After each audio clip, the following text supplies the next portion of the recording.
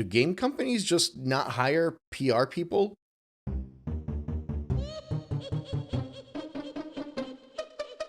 Like, on one hand, you realize a lot of these executives are out of touch because they are CEOs of a corporation.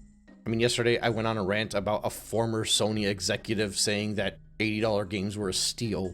But in his case, he's retired, he's out of touch, he wants to say what he wants, whatever.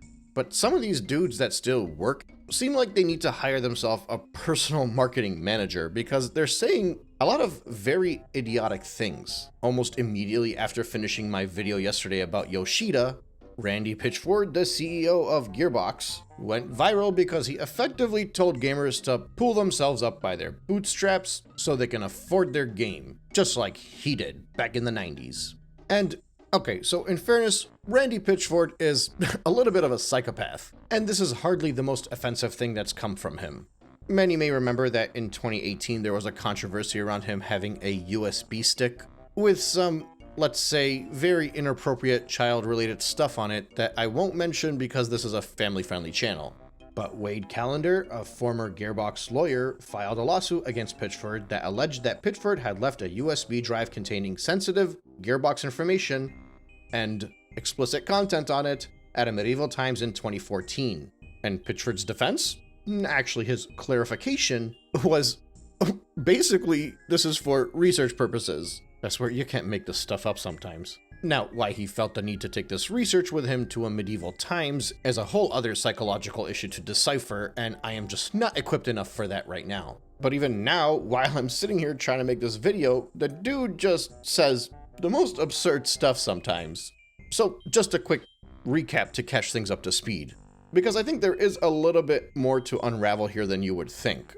First off, he went viral yesterday because he suggested that if Borderlands 4 ended up dropping for $80, it would be justified. Which I think everybody should brace themselves for more of these types of conversations because, just like we all predicted roughly 1 month ago, as soon as Nintendo mentioned Mario Kart World would be $80, it pretty much just opened this possibility for every single title. And the major backlash has been done already. Now, it's yet to be seen if this is going to be successful or not, because it's largely going to depend on how many people are actually purchasing these games at that price point. But there has been a shockwave throughout the industry with price increases and production costs and the justification of certain numbers. So we should just get used to this from now. It's going to be a very long generation.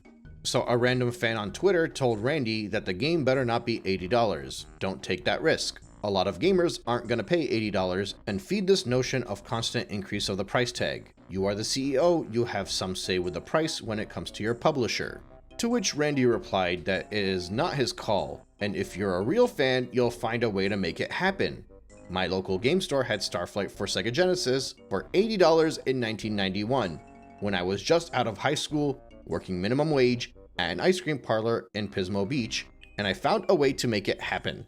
Now, there are some very obvious dumb criticisms here. A CEO in his mid-50s that graduated high school in 1991 is basically telling modern gamers to stop whining and be willing to pay whatever price they set, because back in his day, that's what he did. You know, because he was probably making around $4 or $5 an hour since he had minimum wage in 1991, which meant that he needed to work roughly 16 hours in order to get to $80. Whereas today, the average minimum wage is roughly $11 depending on the state, which means you could afford the game with half the amount of hours worked.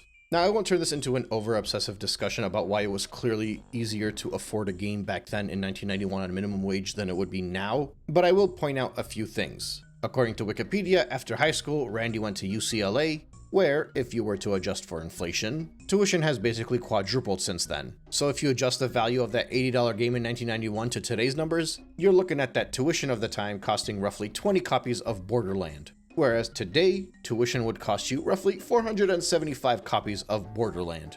So yeah, let's pump the brakes a bit about how much more expensive games were back in the day, because it was drastically easier to buy something you enjoyed back then without worrying about all of the effects that it could have on the rest of your life. The other thing is, Starflight did not sell well on the Sega Genesis. The game reportedly sold more than 1 million copies, but that wasn't on the Genesis. It came out prior to that on the PC, where it was cheaper. So I don't really know how smart it is for you to suggest that back in the 90s you paid a lot more for a game that didn't sell that well. And so today you're suggesting that real fans should do the same? Well, Sure, real fans that actually really want Borderlands will do the same.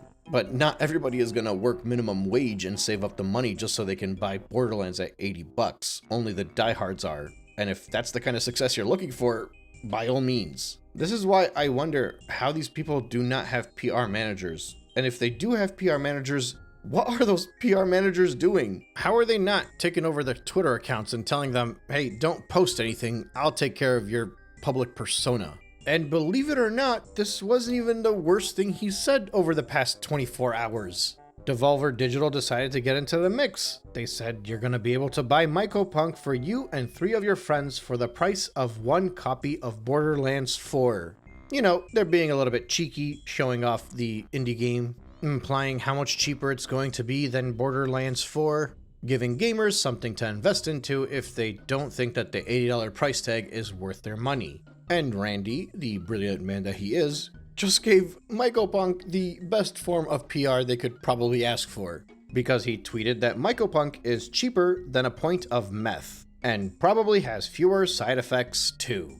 Yeah, congratulations Devolver Digital, everybody and their mother officially knows about the game Mycopunk now, as long as they're somewhat intertwined with the gaming community. Actually, some of the replies to this post are hilarious and indicative to what I'm kind of thinking. Ranging from I am going to pirate Borderlands 4 to people asking him to just apologize and move on. Not only for his sake, but for the developers.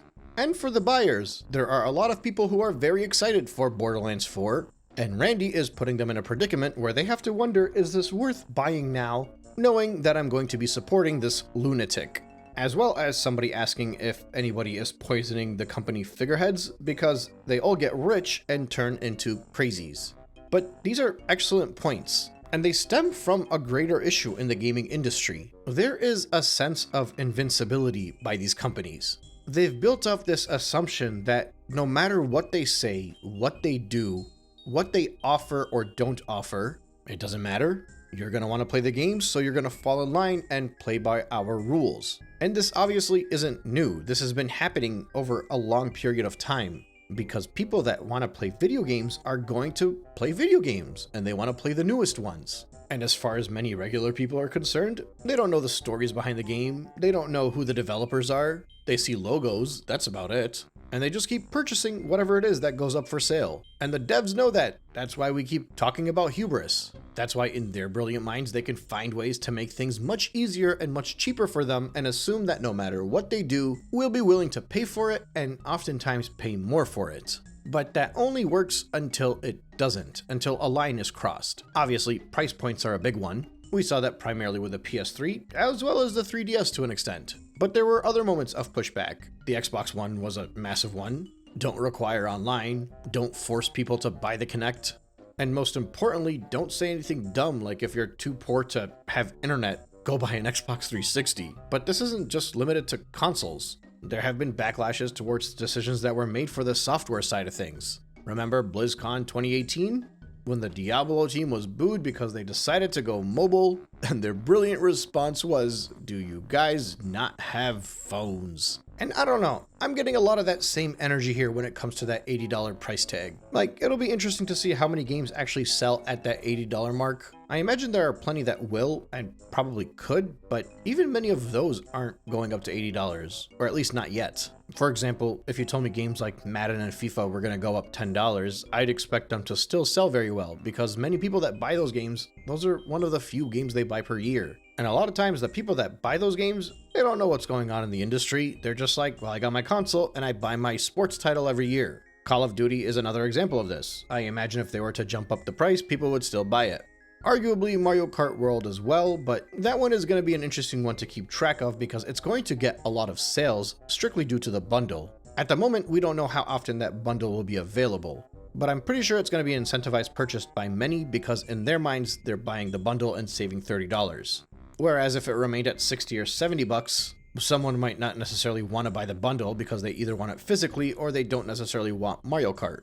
So Nintendo kind of found a way to psychologically convince people that it was a good deal, mainly by inflating the cost of Mario Kart in general. But even then, with Mario Kart being announced as an $80 game, The backlash towards that, as well as these conversations that are going on now with Borderlands 4, Xbox jumping in on all the hype and increasing their game prices up to $80, and the general backlash to various CEOs saying that $80 games are worth it and justified. This is starting to feel like one of those moments, one of those they cross the line times in gaming. Like, it feels like the console prices going up has not really been that big of a deal to many, but definitely that $80 price tag has raised a few eyebrows, especially considering we only recently jumped up to the $70 price tag. But it's also interesting to see why games are worth $80 from specific developers. You know, is it because of the tech they put into the game? Did they add ray tracing for a game that didn't need ray tracing? Or in the case of Nintendo, well, it's worth $80 because it's the most popular game on the console.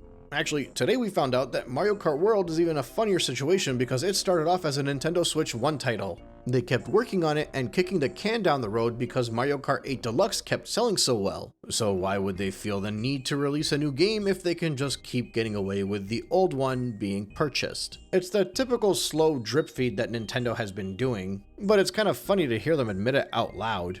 Like, yeah, we can make you guys wait 11 years for a sequel because people are still buying the old one. Just like I've been waiting for a new 3D Mario since 2017, but I'm not getting that because they keep reselling the old ones as new games on the Switch. And how they keep refeeding Zelda titles and Kirby titles and even Donkey Kong titles because they know they can get away with further spreading apart their releases, artificially inflating their library, all the while saving all those costs because they just keep bringing back the games to sell them again. So now, while we should realistically be looking at the 10th Mario Kart game, because a slightly weaker version of Mario Kart World is what we should have gotten on the Switch 5 years ago, instead we're getting a game that started development back in 2017.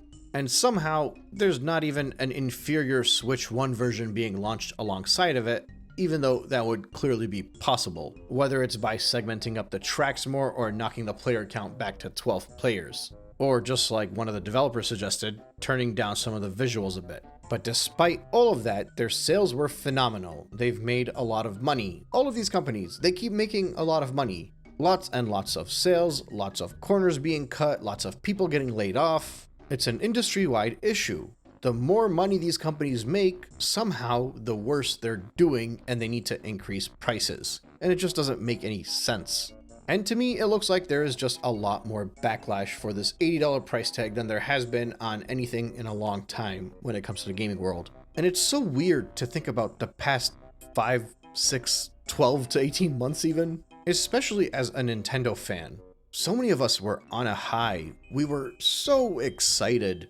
Like, Nintendo was eating good, and in our minds, everything was okay. Just keep doing what you're doing. You're not going to innovate the Switch 2? Fine, just, keep it simple. Keep the games coming in. Like, all they had to do was just not change too much. And somehow, despite the fact that it looks like they changed nothing, they've changed way too much. Price tags, game key cards, game sharing, updating the terms of service. You kind of had a very good thing going, and you just really screwed it up. Like, I've kind of reached the point where I reflect over this past month and a half, and I think if the only controversy was that the console was going to cost $450, I think most people would have just fallen in line. But the increase of the price of the games, the increase of the price of the accessories, the discussion about game key cards, the lack of a price drop for anything from the previous generation, the fact that Switch 2 edition titles are still full priced, and even more expensive in some cases. Yeah, at the end of the day, it's consistent across the board. It's arrogance that always gets these companies to just not think straight. But I don't know.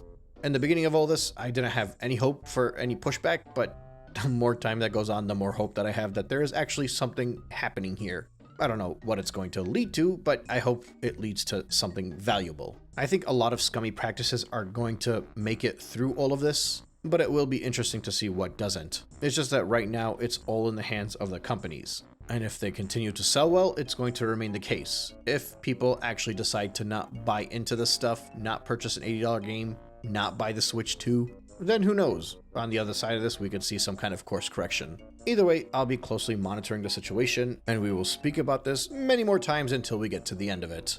Once again, I thank you all for joining along, and I will catch you on the next one.